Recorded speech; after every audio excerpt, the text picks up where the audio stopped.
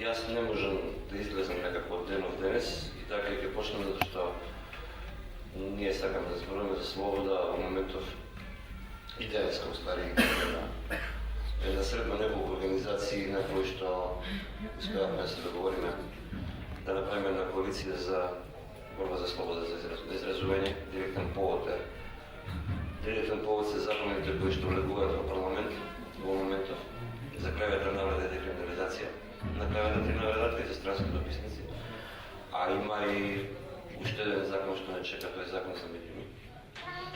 И позицијата во која што се наоѓаме во моментов е страшно тешка, како никогаш до сега, затоа што сета оваа машинерија функционира со амин на Европската комисија, која што реално, конечно, ќе призна реалноста во Македонија дека не може да помане го контролира теренот. Од аспект на практична и прагматична политика, кога некој го контролира теренот, вие со него зборувате. Се најдуваме во страшно тешка позиција, сами, осамени, меѓутоа не помалку борбени. Напротив, денеска договорите некои акции, ќе видите што ќе се случат овие денови. Сметаме дека се бориме за фундаментално човеково право. Тоа е нешто што во Уставот е дефинирано на исто рамниште со правото на живот и со правото да бидете слободни од тортура, да не ве мачи никој, што е фундаментална вредност. Тоа е фундаментална вредност на демократијата, затоа што ако не можете да кажете што ве мачи, вие не можете да се поврзите со слични, што е со вас, не можете да изградите никаква човечка врска, да останувате изгубени во светот на сенките и во светот на пропагандата која што ви се пласира.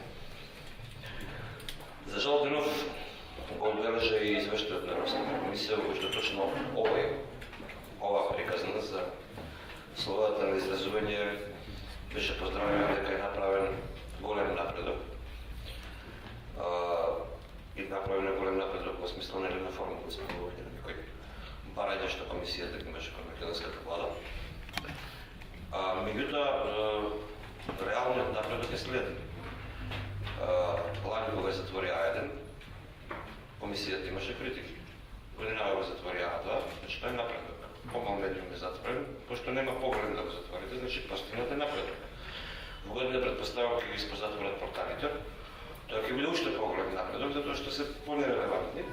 И на крајот, кога нема да остане ништо за затворење, веројатно Македонија ќе постигне најголемиот напредок, затоа што нема да има затворење, нема да има скандали. И во со таква оперативна ситуација се соочуваме овие денови. Јас се знам дека малце тешко вака од локален контекст да ги согледате тие работи до кај се движат, меѓутоа, оно што е битно и што треба да го знае секој е дека кога ќе ви го одземат правото да зборувате, кога ќе ви затворат каналите да се жалите, да кажувате, кога ќе ви забранат да мислите, престанувате да постоите како човешка етника. Престанувате да постоите како политичко битие. Станувате раб.